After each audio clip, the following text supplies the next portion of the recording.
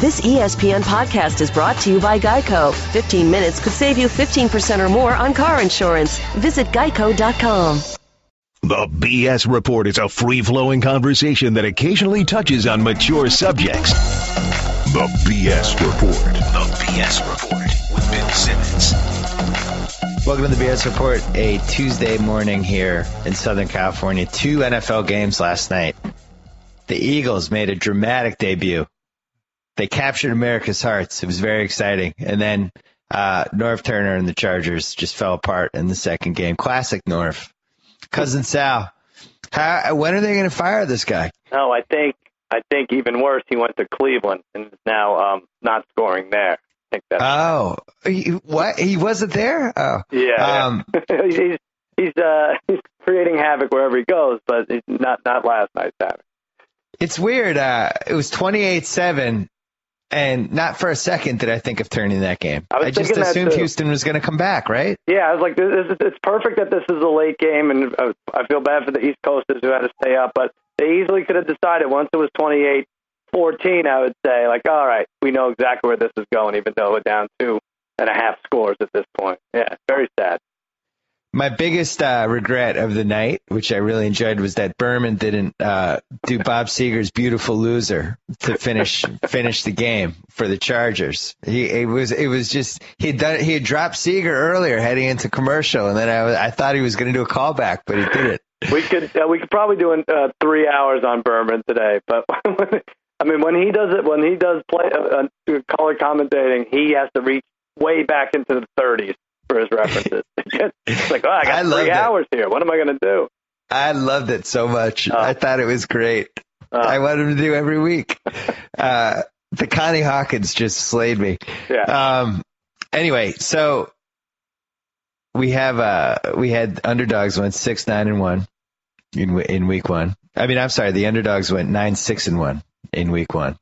It looks like we're headed for another year where you're just an idiot if you just didn't take the underdogs every week and put any thoughts in your pick whatsoever. 9-6-1, and let me add this: New Orleans was a favorite, covered on the last play of the game, or whatever. Could have not covered if Atlanta completes that pass. Seattle covered, a favorite, on a Panthers fumble at the very end. They were not covering the whole game. San Fran covers on a cheap field goal at the end. Favorites easily could have been like 12-1 or something, you know? It's a great point, and to nobody's surprise, I had all 3 of the teams that got screwed over by the late line change. Really? I was excited about that. Oh yeah. I had that. I went 7-8-1 in my column, but I had the Packers. Mm-hmm. I had the Panthers because I thought that was going to be a 3-point game, which it really was, but somehow the Seahawks won by 5. And then what was the third one? Well, I said New Orleans, Atlanta came down to the last play, but the line didn't really move. I think it might have been a push anyway, but New Orleans could have covered. Or Atlanta. Was that a push? You're right, that was a push. Yeah. Right? No, New Orleans did cover that, didn't they? Well, they won by 3, right? They won by 3 or 4. Oh, they won by 4, right? Because Atlanta. Yeah, they covered. Yeah, they covered. So I went 1 for 2 in those. Right. I felt like. The Texans felt like that should have been a cover, too. It seemed like they were going to win by 7, and then it just wasn't it. So quickly, before I want to talk about your team quickly, but so we had this weird rule that I can't remember ever seeing before in the NFL, and I really do feel like it might have caused the Chargers a game. The center? They called this Texans kicked a field goal to cut it to 11. Mm-hmm. But then they called this going after a defenseless, what was that penalty even called? Going after a defenseless snapper? Yeah, there was a lot of explanation. I thought there was a fishing reference. I had no idea what they were talking about, defenseless snapper. But it really just looked like he used him as leverage. He didn't crack down on his helmet or anything. And, boy, you call that. It's going to be a long year. I wasn't even positive he touched him. It seemed like he kind of tried to vault over him. Yeah, right. So somehow I'd never seen that penalty before. When I expected the replay to be like the snapper just getting annihilated, and instead it was like he was barely touched. I'm not even sure he moved. So it was like you hurt the center's feelings by pretending to jump over him. Don't do that again. We're going to teach you. Emotionally threatening the center, number 78, defense. How was he supposed to go on? Yeah, I thought it was an aggressive grazing. Right. So So anyway, Houston got the ball back. They immediately scored, and Bill Barnwell's lifelong mission to prove that momentum doesn't matter in sports took a big hit last night because that penalty changed the momentum of that game. Yeah. And the Chargers were never the same. Phil Rivers started doing the Phil Rivers thing where just every time he has an open receiver, he'd throw a ground ball to them, the one hopper. Why? So maybe this was Phil Rivers' fault all along and not Norv Turner's. Well, what about the momentum of the Chargers just being a terrible team for the last 10 years? that had momentum, too. Yeah. They had 6 years of terrible momentum. Some of these teams have franchise momentum that they're just not going to be able to get rid of. But back to the grazing the snapper penalty.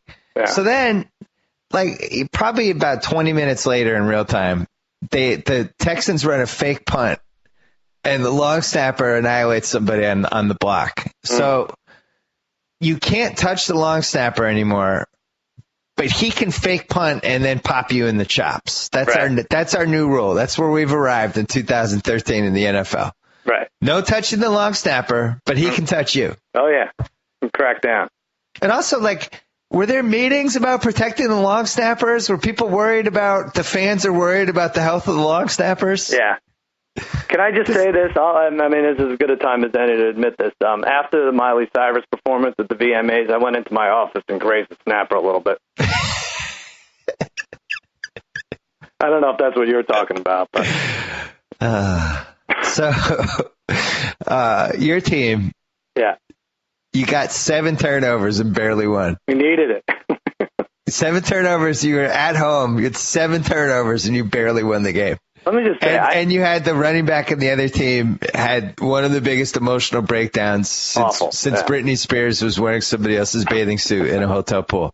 And I think it says a lot about how good a life I have that home game against the Giants, and especially when it's televised at night, is the most agonizing 3.5 hours of the year for me. Just no question of anything. We're up 10 points most of the game, and I'm just miserable beyond belief. I can't stand it. I don't want to watch it because I know how it's going to end, and it almost did end, even with all that nonsense, the pick six and everything. They were an onside kick recovery away from. I still think they had 2 more plays, they would have won. But yeah, it had all the makings, right? And if they have those real-time gambling lines. Yeah. I'm sure that people were just banging the Giants, assuming that this is going to be another terrible Dallas collapse. Oh, yeah. Because it's the same thing. They can't hold the lead. They can't run the ball with the lead. They can't, the prevent defense is in full effect anywhere starting in the fourth quarter. You had the random Tony Romo injury where you didn't know how hurt he was. Yeah, that was rough. But you had a lot of shots of a very serious-looking Jerry Jones. Sure. And then you look like, and I wanted to lay into Eli and the Giants fans. I'm like, great. This is when, if that was Romo throwing the pick six, forget it. I'd never hear the end of it. Here's my chance. But I started thinking about it, like this Darrell Scott. He's the running back. If he catches the ball, it's right in his hands. He can gain 12, 15 yards, who knows, anything, whatever he gains. They're on their way to winning. It bounces off his hands. Carr grabs it, runs it back the other way. This really almost every game comes down to 1 or 2 plays. Like we can analyze stuff, until we're blue in the face, but you work in preseason and everything else. It's 1 or 2 games that you can't even handicap, let alone gambling. Forget about that. How do you know who's going to win? How do you blame Eli Manning or anyone for that? It's outrageous how close these games are. I'm going to blame Eli Manning a little bit, actually, because I thought he got a free pass from Collinsworth. Collinsworth did a great job in that game, especially he called that 3 wide receiver thing for the Giants as like pretty much right as it started happening. And he was just like, I want you to watch Ruben Randall right now because if he starts making catches here, the Cowboys are in serious trouble because and he basically spelled out what was going to happen. But I thought he gave Eli a free pass because here's the thing. That guy was like their 4th-string running back 2 weeks ago. And he's in there because the other guy had a meltdown. You check down to a screen to this guy, and then you throw the ball at 90 miles an hour at his head. He's 8 feet away, and he's not looking.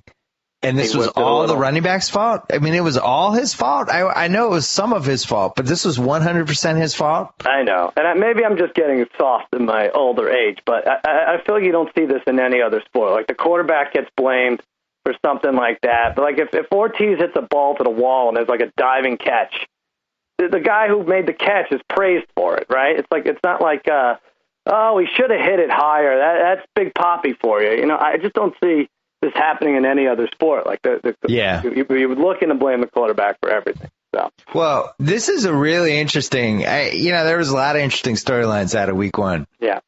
The Giants running back thing might have been the sneaky most interesting storyline of Week 1 because this was a guy that in our fantasy auction that you got kicked out of. Let's not talk. I knew you would bring that up. I'm going to bring it up every week. Okay.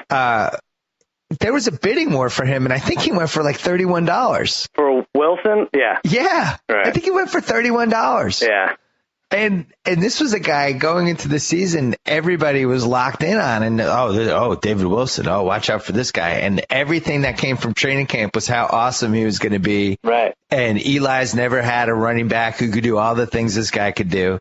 And within a quarter and a half, he was on the sidelines, like basically in prison. Yeah. That's weird. And they have no backup for him. The Andre Brown, I actually like the Andre Brown. Sure, yeah. At least gonna be that's a big loss. Now they're looking at Willis McGahee, as my buddy Gus points out, big Broncos fan. Willis McGahee fumbled 5 times last year. Did they sign him? Did they sign him for sure? Because I saw like Turner was being considered, and there was some other running backs, but yeah. So they brought in McGahee, they brought in Michael Turner. Right. Michael Turner, who looked like a corpse last season. I know. This single-handedly could sink their season. I mean, I almost feel like they have to go the other way. They, instead of doing the tough love with David Wilson, I think they just have to agree that they're going to have to deal with his 20 fumbles over the course of the season because he's by far their best guy. They're a passing team and try to limit his mistakes, and it doesn't get easier. They're in Denver this week, or they're home for Denver this week. Yeah, this could derail their season. Yep. Now, speaking of, who are people overreacting to more, Denver or Philly? Or is that just the Super Bowl and we're stupid and we just shouldn't watch the rest of the season? The Philly was Philly kind of didn't they crash back to earth in that game? I mean, we had the full Philly display in that game. They're going to run a lot of plays. They're going to be super exciting. And at no point are you ever going to feel safe if you're an Eagles fan if you're leading by less than 20. Right. Yeah. Yeah, I know. The big story of the second half was, RG3 is getting his legs back. You could see he's getting stronger as the game goes on, which I don't understand how that works at all. But couldn't it be that the Eagles' defense was tired because their offense was scoring every 45 seconds, and that's what happens at the end of these games? I don't know. I need to see a little more out of this Eagles team before I put them in a February game. That's the thing. When you're running a lot of plays like that, it looks awesome if you're having drives and you're keeping the ball, but you have a couple 3-and-outs, and then all of a sudden your defense is on the field for 38 minutes. And I do think teams are going to look at them and almost like how the Giants, their game plan in the 2007 Super Bowl against the Pats, which was technically played in February 2008, but just take 40 seconds per play, keep the Eagles' offense off the field. Right. So, and then if they have a 3-and-out, it's almost worse. Hey, let me throw this at you. I think this is the most interesting gambling line that's happened. Go ahead. The Giants are now, according to sportsbook.com, the Giants are now 40-1 to win the Super Bowl. Wow. Too low. You think too low? Well, what was it last I was thinking that seems like a major it seems like a major overreaction to that game. David Wilson might be fine. He might rush for 190 yards this week, and then everybody will like the Giants again. He could be okay. Is that because the Eagles emerged as the division champs already, or is it because the Giants have Denver this week? It's probably a bunch of factors. But this is absurd. So the Eagles are now 25-1. Mm-hmm. There's no way that they have a better chance to win the Super Bowl than the Giants. I mean, Michael Vick playing that offense will be hurt when? He's playing Halloween? 3 games every game, right? So there's more shots at him. There's no way he survives. The Ravens are 40-1. I'm fine with. Mm-hmm. Chicago and Cincy have both. Cincy dipped now to 25-1, which I thought was interesting. Broncos are 6-1. The Saints have climbed to 15-1, or actually maybe that's where they were to begin with. Yeah. Steelers had the biggest drop. They're down to 50-1, and frankly, that's probably too low. Yeah. And then the only other one I thought was interesting, Detroit has climbed to 35-1. They've climbed? They've dropped. Have they climbed or dropped? I don't remember them being that high. I can't remember. I don't have it with me right now. But, yeah, I don't know. Well, here's the thing. The Cardinals proved that they're not going to the playoffs probably, but any team in the NFC, there are no walkovers. And Tampa might be. For us gamblers, yeah, they might be, but it's bad. I mean, we relied on Jacksonville, Oakland, and the Jets to be the three teams we could bet against every week, and it just doesn't seem like that's the case. And Jacksonville's playing Oakland this week, so we're screwed this week. A lot of trouble. I'm not sold on Terrell Pryor, or as I'm going to call him at least 10 times in the podcast this year, Aaron Pryor. Nice. It was a little gimmicky. It feels like there's one defensive coordinator is going to figure out three things to do against him, and But the team that I always hate to overreact to week one. We learned not to do this, but the team that looked really good and had the best all-around performance, and Barnwell was the only person I read who even mentioned how good they looked and that it's stuck under the radar, was Detroit. Yeah, they kicked the shit out of Minnesota in that game. Yeah, they did. If you take away that Peterson 78-yard run, he was practically at negative yardage. There was an insane stat that ESPN picked up. Detroit put 8 in the box 21% of the game, 21% of the time Minnesota was on offense, compared to 4% of the season average. And then I just go ahead, beat us, Peterson. And you know what? You could have your 75-yard run, and that's not going to be enough either. And I think the Lions, as bad a fit as Reggie Bush was with Miami, they figured it out. That's going to be good for them. They're going to score a lot of points with that guy. Yeah, I'm always ready to admit when I'm wrong with the NFL, because the key is to admit that you're wrong and recover early enough. Right. And I thought Schwartz and Ron Rivera were going to be the two coaches that just had that stink of getting fired hanging over them the whole time. The Lions might be good. Mm-hmm. And I don't know who the NFC is loaded. Like you look at that Packers team and that schedule they have, they're already 0-1. I picked them to miss the playoffs. All the Packer fans got nuts, but you're already 0-1 and you now have to go 10-5 to make the playoffs basically. And even then you might not make it. 11-4 to be safe. And with that schedule, I don't see it.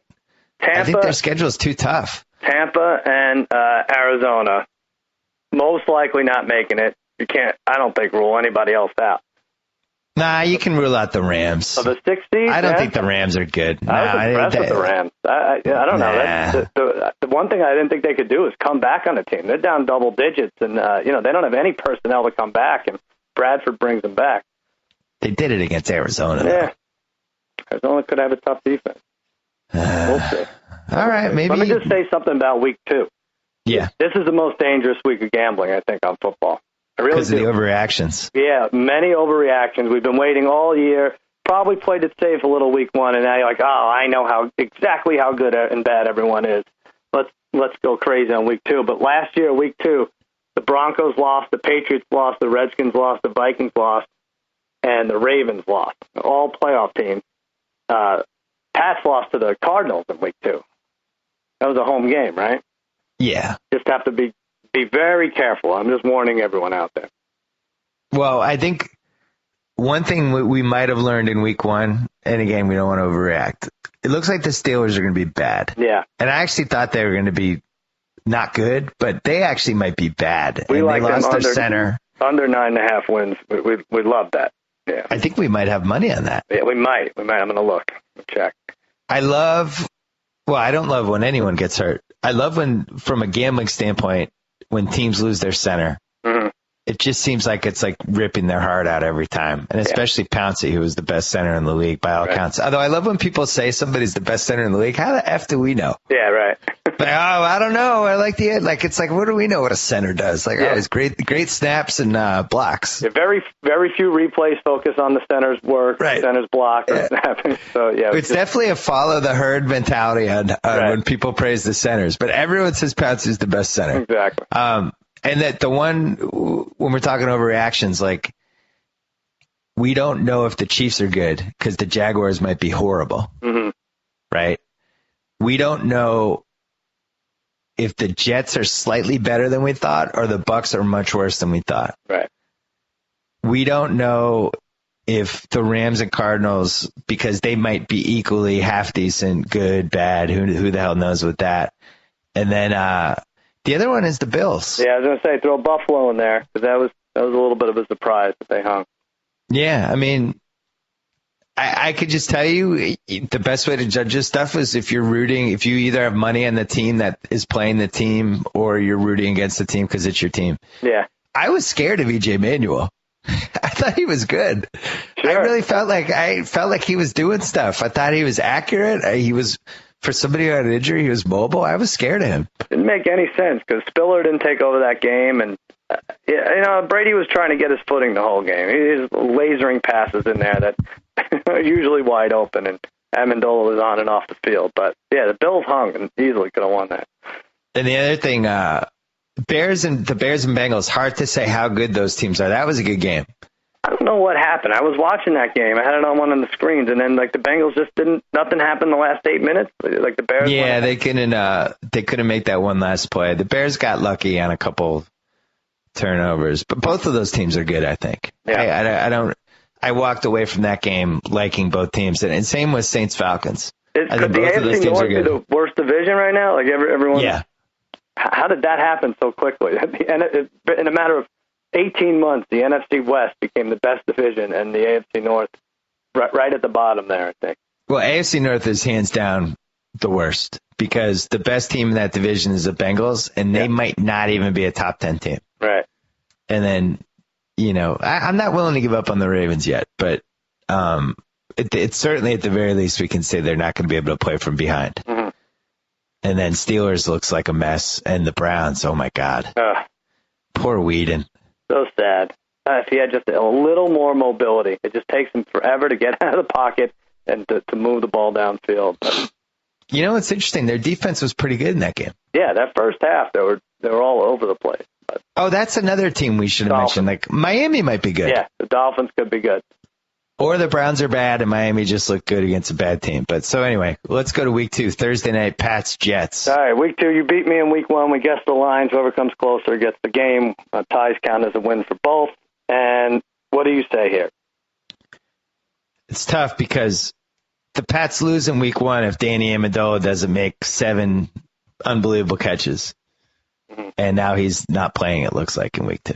He's not playing. He was limited yesterday. He's not playing. I mean, people are going to listen to this Thursday, and it's going to be academic. But people are saying he's almost definitely out. Huh. But I think this has to be 13. I said Pats 13. It's got to be at least 13. Well, you cheated, so of course you get it right. It's 13 exactly. I went higher. I said 15.5. I just thought I thought Belichick is looking ahead to this Jets game, as silly as that sounds, from last week. And I thought they'd get it together. I don't know who they throw to, Edelman or whatever. So it's 13. 13 it is. That might be too high. Really? Yeah, it might be a little high. I think we have one team of our 3-team teaser. The problem with the Pats right now, my dad and I talked about it yesterday, they're not going to get big plays.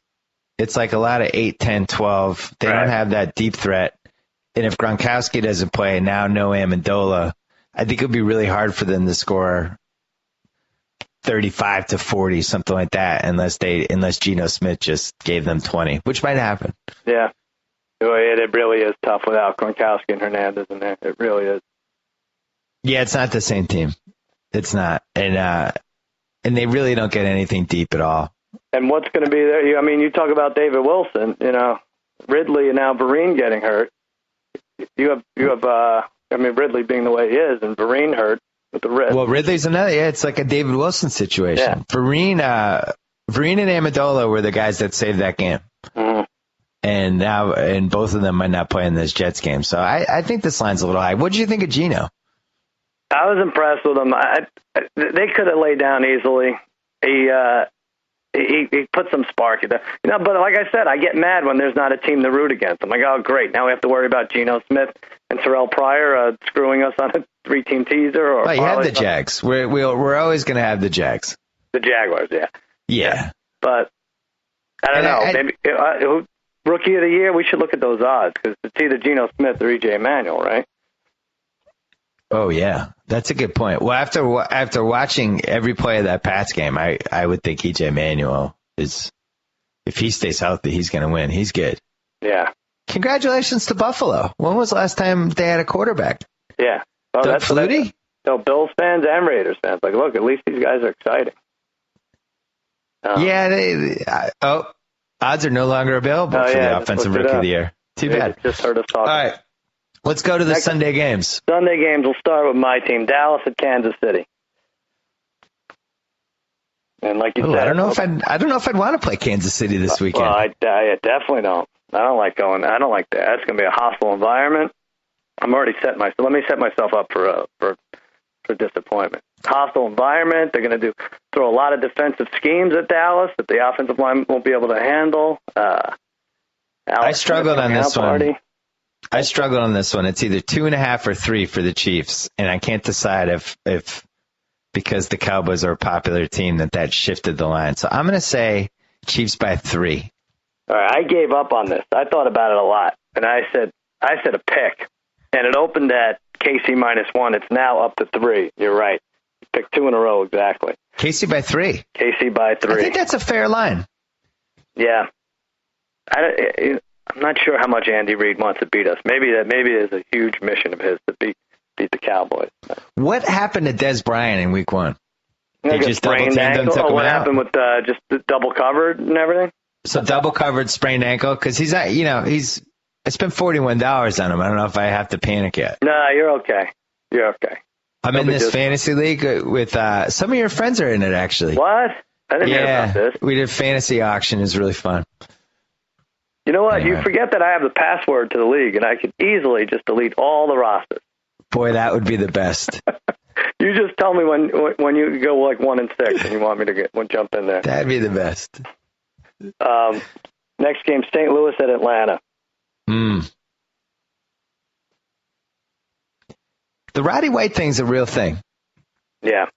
He did nothing in that game, and I think it took the Saints about an hour to realize that he was useless, and then that really helped them. Yeah. Harry Douglas is the third string, so they would miss Roddy White. This line is too high, but I think this is what it is, and I like the Rams. Falcons by 7.5. We split this because I said 6.5, and it's 7. That seems fair.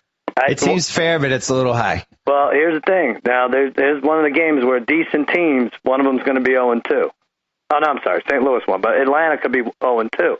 Yeah. And they're at Miami next week. So I think this line drops to 6, and then I think we tease the Falcons with somebody and just trust them at home. They're a good team. All right. I like that plan. I'm going to mark that off. So you don't like the Pats and the 3-team teaser at all, with staying away from the KC Dallas game. So I'll put Mark there in Atlanta.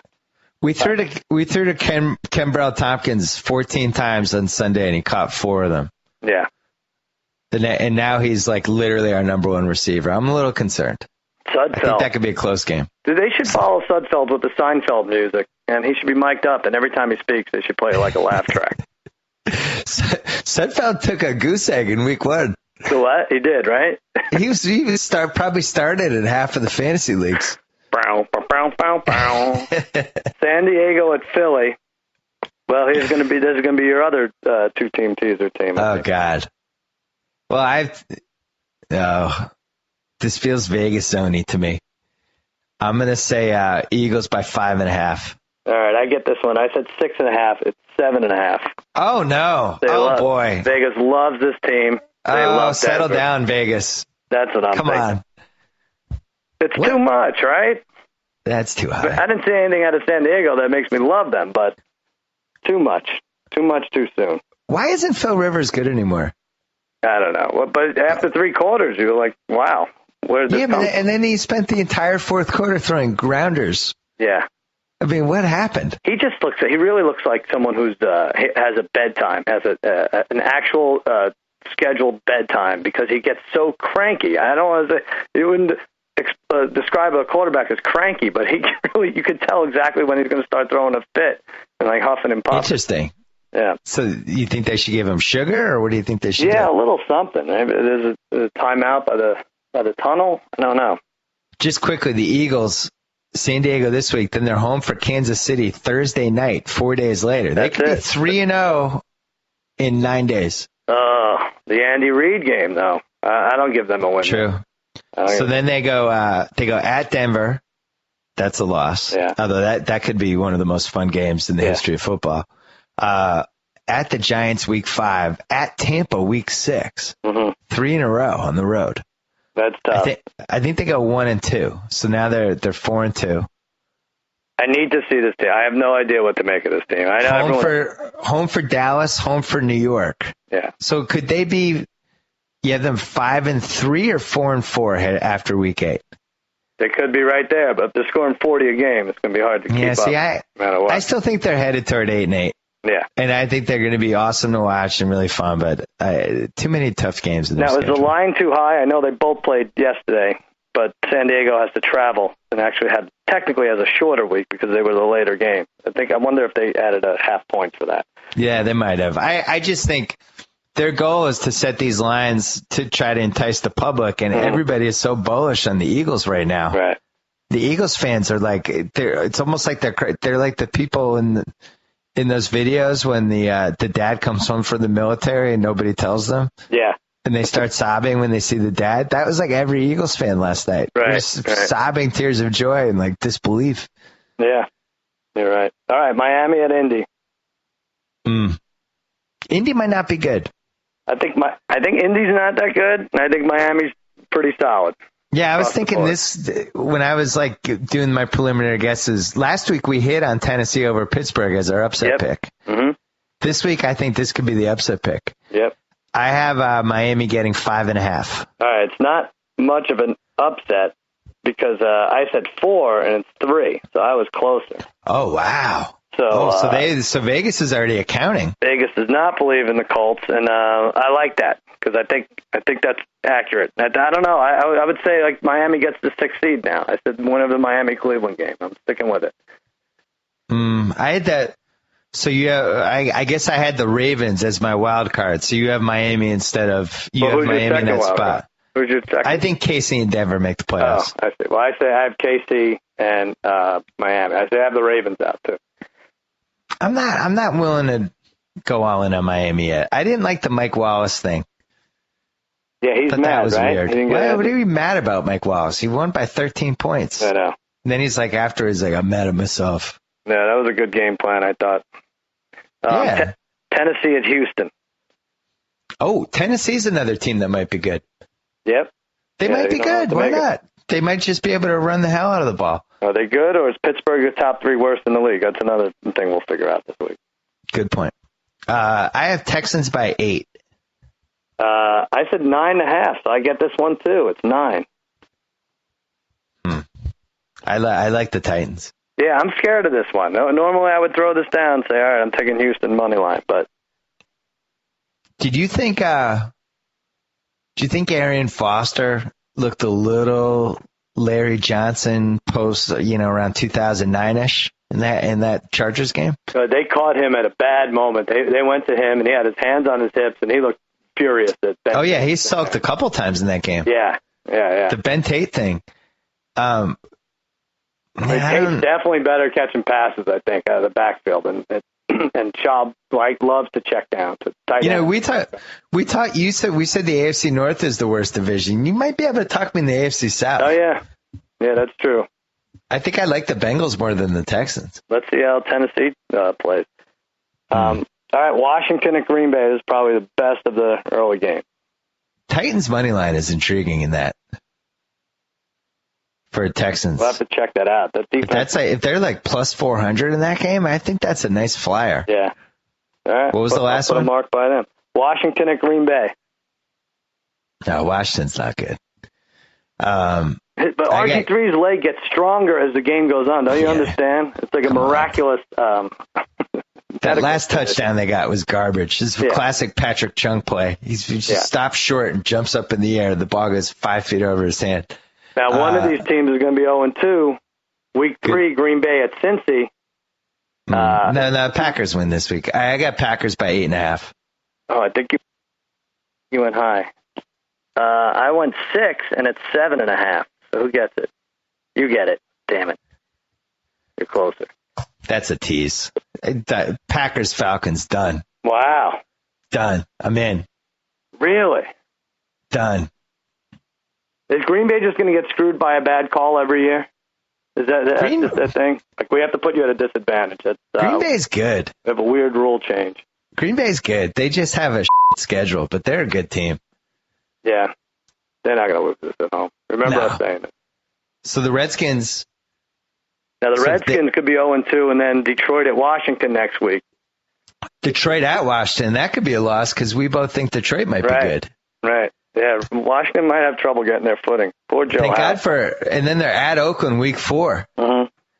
You lose that one, they're 0-4 going into a bye week. Everybody would be going nuts. They shouldn't lose that one. Yeah. They have a lot of tough home games left, by the way. At Green Bay, at Dallas, at Denver, at Philly, at Atlanta, at Giants. Well, they shouldn't have won the division. That was a foolish move, and now they have a first-place schedule. And they're home for San Francisco. That team's going 6-10. That's right. Yeah, you called it. You like them under the whole way. You said that they had the makings of a team that falls apart. Cleveland at Baltimore. Cleveland at Baltimore. Poor Cleveland. This is a really tough one. I had the Ravens by 7. I don't feel good about it. No, you should, because it's exactly 7. I went 8.5. Well, if you like Baltimore, I mean, you want to put them with Atlanta and Green Bay, you get almost 3-2 odds, I think, if all three come in, or just take 2. I don't think Baltimore can play from behind, but I think if they're home and they're up by 10 against Brandon Weeden in the fourth quarter, they're going to be fine. Well, be careful with this game. This was a Thursday night game last year. I think it was week 3 or 4, and Brandon Weeden was a Hail Mary away from tying it, I remember. Yeah, I'll probably end up taking the points. Yeah. Only because the Dallas Clark was really depressing in that Thursday night game. And the fact that they had to repeatedly throw to him, I thought was a bad sign. No, couldn't move. No Jacoby Jones. Couldn't move. They had 2 receivers that couldn't be more unproven. And let's face it, like Torrey Smith, I like Torrey Smith, but he's basically a stretch to field guy. He's not a security blanket guy. Mm-hmm. Like everybody who was saying before the season that Flacco was going to be in trouble because he didn't have a security blanket. Like, he was certainly confirmed in that game because when they really needed to make plays when they were down, he didn't have anyone to go to. I don't know how much I put into that game. I really don't. I'm trying not to. Who would have it out for a team more than Denver has it out for Baltimore? I mean, if they lose that game, it looked like and it got away fast for them. I don't think the Ravens can play from behind is my one takeaway from that game. Right. Now, on the other hand, do you think it was wise for Mike Lombardi to hold a press conference bragging about how the Browns are tied for first? Everyone's 0-1 in that division. That should have been, instead of doing fake phone calls with me, we should have done fake phone calls with Lombardi this year. Since he would never came on the podcast again. What do you mean fake? Fake phone calls. Next one is Carolina at Buffalo. Oh, boy. This is one of those, which one of your teams might be half decent? I have Bills by 3. Bills by 3? Yeah, I do. Panthers by 3. And I hit that exactly. It's Panthers by 3. Boy. Yeah. I'm not sure the Panthers should be favored on the road against anybody. What's good about them? Well, isn't it just going to be, Cam Newton teaching E.J. Manuel, this is how it's done, and it's not freezing, so we don't care. We're in Buffalo right now. They scored 7 points last week. Yeah. I like the Bills. I'm riding the Bills. One of these teams is 0-2, week 3, Buffalo at the Giants. One thing I will say about the Panthers, Carolina. Yeah. What's that? Carolina's front 7 looked great in that series. I mean, we knew Carolina's front 7 was good, but they really went mano a mano with Seattle. Seattle's offense really had to fight for everything in that game. And Russell Wilson had a good game. Like, he had over 300 yards. Like, you look at the score, like nothing really adds up there except for Seattle's defense. It's superb, I think. Yeah, it's weird. People came out of that week 1 lukewarm on Seattle. I thought that was a really good performance. It was such a blowable game, and they just didn't blow it. I mean, Carolina, so many slow starts, so many one-score games. They It's like they come out on the short end of the stick. It's a Ron Rivera special. Yeah, the D'Angelo Williams fumble was classic at the end. All right, last early game is Minnesota at Chicago. Minnesota might suck. I like the Bears. I think the Bears are good. I have Bears by 7.5. Oh, I think that's high. Let me see. Yeah, it's 6.5. Oh, you still win. I said 5. Why did I say 5? Why'd you say 5? I don't know.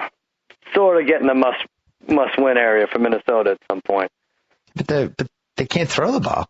They're not getting. Ponder's not going to do well in that game. It is going to be bad because the Bears will have like ball hawking corners, and if they do that 8 in the box thing, forget it. I'm really starting to think about a 3-team 6-point tease. That's what I said. Oh, so you would put. Well, there's more to come. Falcons, Bears, Packers. I get Falcons, 100 to win 150 odds on that. Yeah. All right. Well, there's more. How about this? We go to the late afternoon. 10 points. You like this one better than all of them? New Orleans at Tampa Bay. Yeah, Tampa's in real trouble. They stink. I have to check this line because I don't really believe it that it's still this number. But go ahead. I have Saints by 3. Oh, you do? You do have it that low. All right, I said Saints by 7 because I didn't see one thing I liked about Tampa Bay except for Vincent Jackson maybe still being alive. But it's 4.5, so you get it. And you wouldn't put that on a 2-team teaser? Nah, I'd bet that straight up. Really? Yeah. I don't like to put away teams in teasers. No, that's a win, though. I mean, if Geno Smith does damage against that Tampa defense, I don't know what, maybe not throwing a Revis aside, but what is Breeze going to do? As soon as that story came out that they stripped Josh Freeman's captaincy, I was like, 3-13. Yeah. What a weird thing to do to your quarterback. Yeah. You couldn't have less confidence in him if you do that. Yep. Detroit at Arizona. I think Detroit traditionally loses this game. Everybody bets them, and then they lose it. But it does feel like a Detroit loss.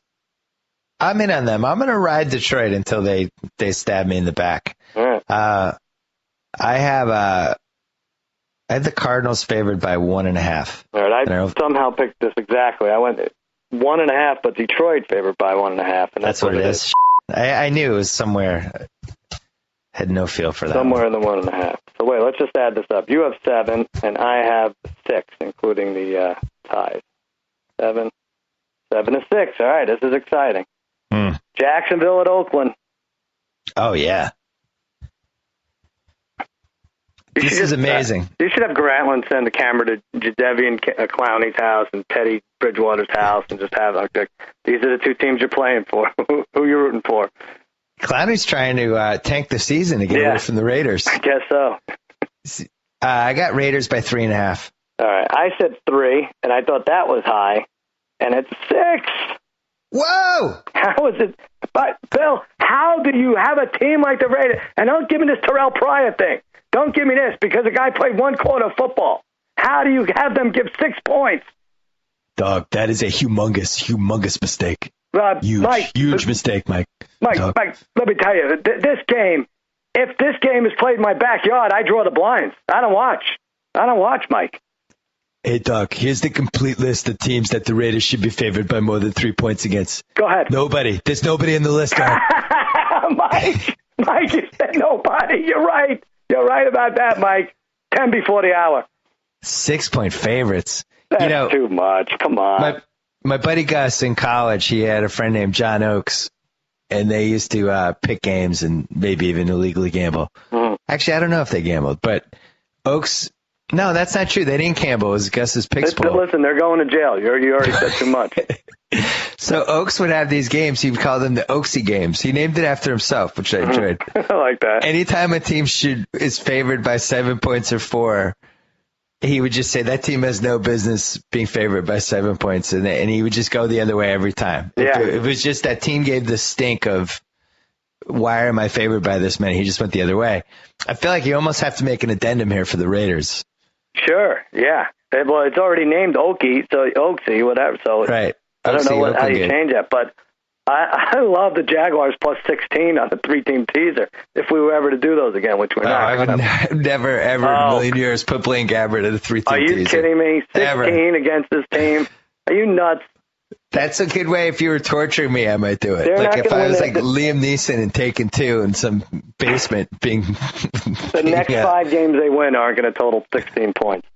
Oh God, I would never put Blaine Gabbert in a tease. No, you're going to do it. I'm going to convince you. I have 4 days to convince you. It was tough enough that Blaine Gabbert is just not great at playing football, but now he has like multiple injuries. Yeah. He's got like a cut in his hand, and he's got like a dislocated thumb. Like, why not just play Chad Henne? What are you waiting for? Yeah.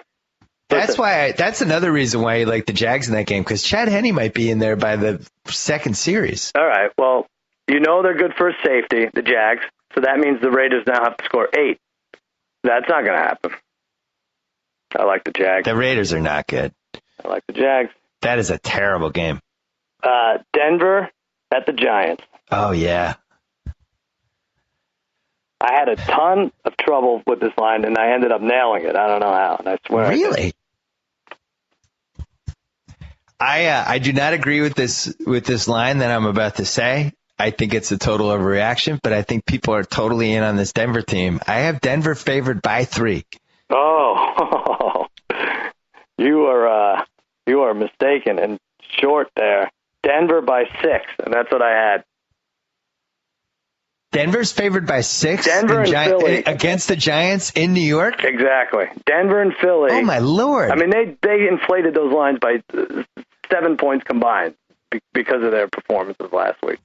If Denver wins by a field goal, they're giving a field goal, or you're probably right on. I don't agree with that line. Yeah. Now, if the Giants are 0-2, they're at Carolina week 3, at Kansas City. Dog, I am stunned. 4. I am just stunned right now. Mike, I want you to take a long look at yourself. Take a sip of Diet Coke. You're going to recover from this. What a slap in the face to Tom Coughlin. Believe me, Mike. Believe me. Eli Payton, what does it matter anymore? Dog, that is a slap in the face. It's a hard slap across the face. They have to. I don't know. But then you think about it, so Denver's going to score. Nah, it's their job to try to get action on both sides. And everybody is so gung-ho in this Denver team. It stayed at 6. Stayed at 6. All right, Sunday night game. Game of the year. San Fran at Seattle. Legitimately excited for this one. This is great. Before you watch this, you should sit down and put everything in perspective. Like, there's a lot going on in Syria and everything, but this is great. If you're a football fan, this is as good as it gets. So you should be very excited about it. You know what I did for last Sunday? What's that? I watched the Dallas game. I know you couldn't do this because it's your team. Yeah. I watched the Cowboys right up until 6:17.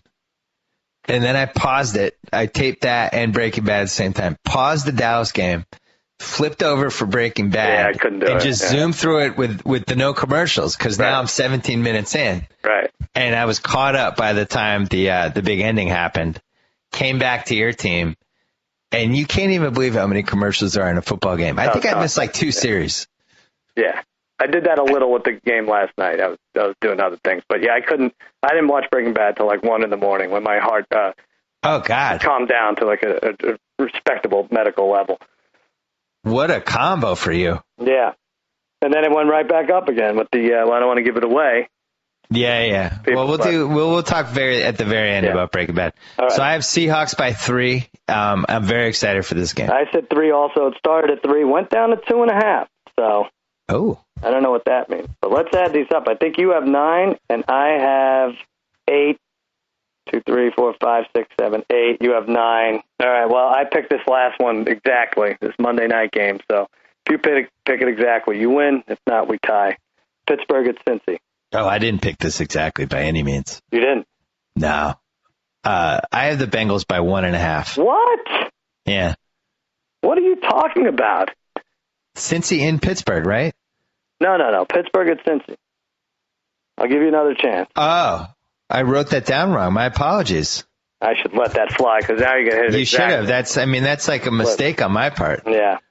Oh, it's 7.5 then. All right, well, you're still off a little. It's 7. Right now it's 7, so we tie for the week. Oh, well, so now I have a 14 tease. Well, okay, so taking 6 points off the spreads, you like Atlanta over St. Louis. Who kills me? Bears over the Vikings, Packers over the Redskins. I don't love the Bears thing. There's always something weird with those interdivision games. Falcons, Rams, Bears, Redskins, Bears, Vikings, Packers, Redskins, Bengals, Steelers. I'll take my chances. It's like what is it? 1-3 odds I get? Yeah. Take Oakland. They're obviously superior to Jacksonville. 7. I think that Bengals line goes up.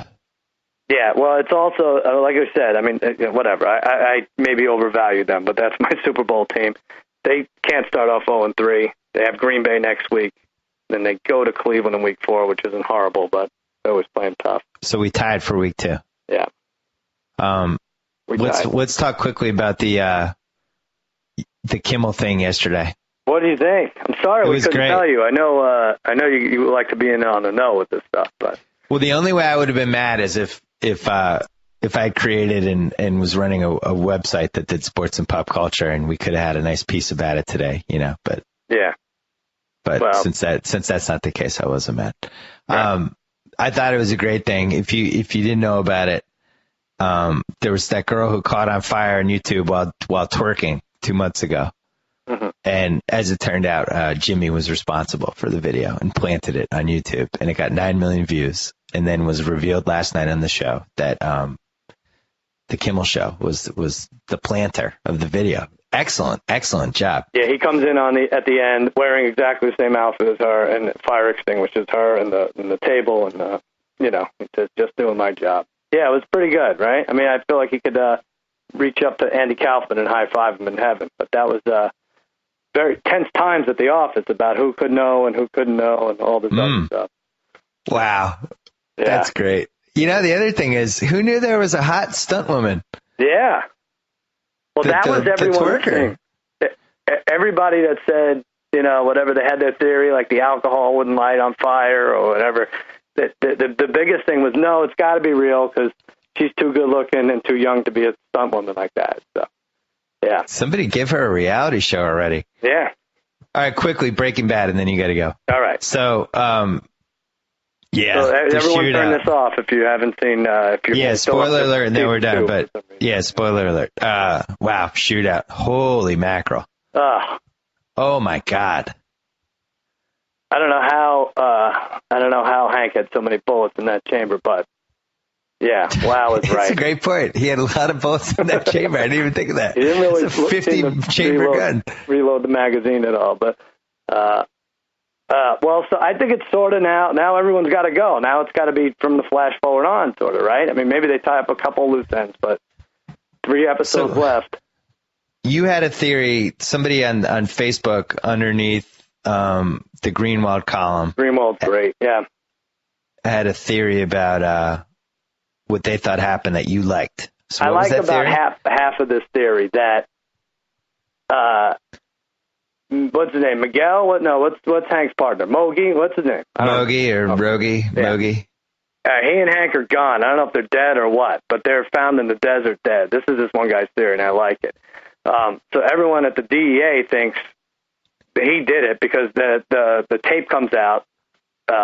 Walt's tape confession comes out. So now everyone thinks Hank and Mogi did it. We're in on it.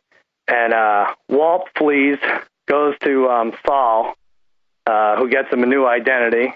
So he's in the not witness protection, but he gets a new identity. He's off. And the bad guys, the Nazi guys, recruit Jesse to make meth. And then Walt comes back to save Jesse, grabbing the rice and presumably to poison the Nazi guys. Something like that. So you don't think Jesse just gets away? I know we know Walt gets away, right? So for both of them to get away might be a little weird. Do you like my theory about Hank and his buddy die, but as they're getting murdered by bullets, shoots something and the car explodes, and basically everybody dies but Jesse and Walt. What? Everyone dies. It's like a Tarantino movie. Everybody dies but Jesse and Walt. They're just the last two standing, and they're in the desert. But then that would have to happen this episode. Then there's like 2 episodes left of nothing. I like it. It's funny. I prefer to think, and I emailed you this, that Walt goes back to get the rice and to finish off that little punk kid, Brock. What a little prick kid he is, huh? Can't even look up and say hi from his Fruit Loops. I don't know what it is. He has it out for this kid. What if they were in purgatory all along and this wasn't a real universe? How mad would you be? I do start thinking about how much better than this is Lost. How much better? How mad are you at Lost on a scale of 1 to 10 3 years later? It's pretty bad. It doesn't help them that all these great shows come out after them, right? Even if they don't wrap it up, 90% of the questions are already answered. How dare they? Amazing. All right, Cousin Sal. So let's figure out the 14th teaser. Good job by you. All right, let me say Jimmy Kimmel Live, Simon Cowell and Stacy Keibler on tonight. Music from Gary Clark Jr. And check out my Grantland blog on Friday. Big teaser that you should never, ever do hit. The Steelers under 24.5 points. The Colts minus 6.5 in the first half. I had lots of winners. Positive cash flow of 73,000, Your Majesties. More gold this week, and that's it. The guy's name is Gomi. Gomi, that's it. Yeah. He's dead. No matter what, he's dead because he knows. Gomi's dead. How is Gomi not dead already? I mean, it's amazing he hasn't been killed 7 times. The likable friend of one of the lead characters always dies. It bugged me that he called her, though. I will say, I don't want to go back to it too much. It bugged me that he took the time to call Marie because Marie's a nuisance. He sees her as a nuisance all the time. It's like, all right, get out of here. It's like, I didn't buy that, but whatever.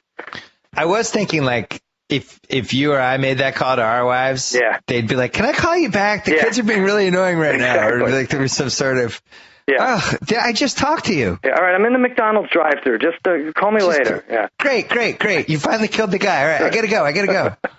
Yeah. Oh, boy. All right, we'll talk to you next week. Good job by you. Good job. Target % off. Whoa. Thank you for downloading the BS Report with Bill Simmons. Too much fun. Check out more podcasts at the iTunes Music Store or at Podcenter at ESPNradio.com. Peace out. Gotta say, Golick, great call on grabbing Subway for lunch and getting guacamole on our subs. Told you this new guac really amps up the flavor. Yep, something adding up things can be great. Guacamole on your sub, a new co-host to replace you. What was that? Oh, no, nothing. Subway now has deliciously rich new guacamole made from ripe Hass avocados with just a hint of garlic, onion, and jalapeno. Discover how new guacamole turns up the flavor on any of your freshly made favorites. Subway, eat fresh.